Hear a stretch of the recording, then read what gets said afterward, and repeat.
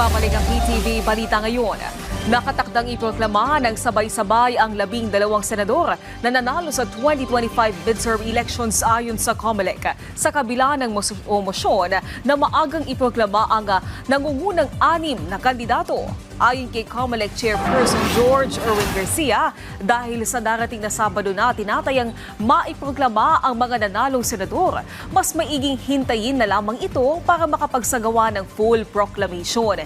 Inihain ni Sagip Party List Representative Rodante Marcoleta ang mosyon sa COMELEC na iproklama na ang top 6 senatorial candidates base sa partial at unofficial count.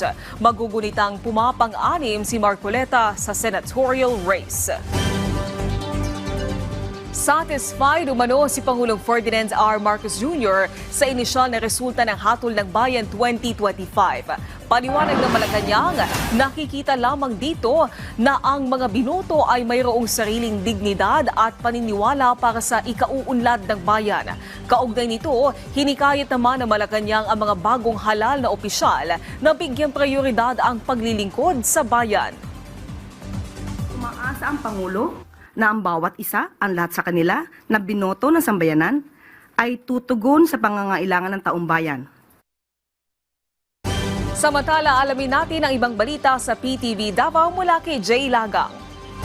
Mayong adlaw, nagmalampuso ng pagsalmot sa Hatol ng Bayan 2025 sa mga persons deprived of liberty o mga PDL sa mga district o city jail sa Bureau of Jail Management and Penology o BJMP Regional Office 11.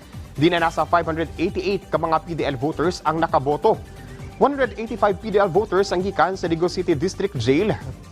32 ka PDL voters ang gikan sa Igaco City Jail. 42 PDL voters sa Monte Vista District Jail sa Davao de Oro. 89 PDL voters sa Panabo City Jail. 29 PDL voters sa Tagum City Jail ug 211 ka PDL voters ang nakaboto gikan sa Davao City Jail. Kino ang gikumpirma sab sa BGMP 11 nga dunay 8 ka registered PDL voters ang nag-waive o wala na ni boto. Dinhi sa Davao City Jail, gigamit isip voting precinct ang college behind bars. Din pagkauman sa ilang pagboto, gidala dayon ng ilang mga balota sa Maa Central Elementary School. Kuna sa gimo ang pag-feed sa ilang balota sa automated counting machines kun ACM. Kana pinagi sa tabang sa mga authorized BGMP personnel. Kalingawan ang dala sa duha ka botante kinsa mikuwag atensyon sa ilang pagboto sa Libungan, Cotabato ato sa Hatol ng Bayan 2025.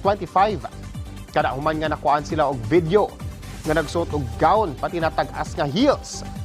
Gilang duha nga sila Nicole, 30 anyos ug Maxine, 20 anyos. Ang duha niabot sa ilang voting precinct sa barangay Dimapako sa Libungan nga nakapustura ug nirampa pa pasulod sa ilang precinct room. So wala sumala pa sila naghandom nga mapansin apan tungod sa ilang gihimo nawala sumala pa ang kakapoy sa ubang mga botante nga nagpila ug nagantos sa kainit sa panahon atol sa piniliay. Ikalawang higayon na sumala pa kini ni Nicole nga naggown atol sa pagboto samtang si Maxine first time voter. Ug mo kadto ang mga nag-unang balita dinhi sa PTV Davao. Ako si Jay Lagang. Mayong adlaw. Daghang salamat, Jay Lagang. At yan ang mga balita sa oras na ito. Para sa iba pang update, i-follow at i-like kami sa aming social media sites sa @PTV PH. Ako po si Naomi Tiburcio para sa Pambansang TV sa Bagong Pilipinas.